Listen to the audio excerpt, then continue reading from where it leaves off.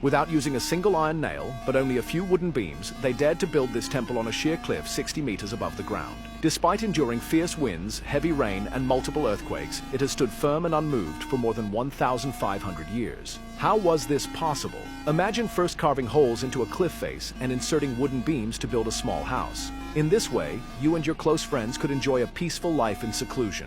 However, the weight of the house would pull outward on the beams, and over time, they could gradually slip out of the holes. Being ingenious, you come up with a solution. You enlarge the inner end of each hole into a trumpet-shaped cavity. Then, you carve a tenon on one end of each beam and insert a triangular wooden wedge into it. When about 2/3 of the beam is pushed into the hole, the wedge is forced deeper, spreading the tenon and locking the beam firmly in place. Because it cannot be easily removed, this joint is known as a deadlock tenon. Ordinary wood would eventually rot after years of exposure to the elements, so you choose a much harder timber known as ironwood. You soak it in tung oil for 90 days, making the beams resistant to insects and highly resistant to decay and corrosion. Next, you carve a large recess into the mountainside and insert beams to create a suspended walkway. Using traditional mortise and tenon joinery, you construct a 3-story pavilion without using a single nail. The structure is built tightly against the cliff, allowing the mountain itself to serve as a natural, load-bearing wall.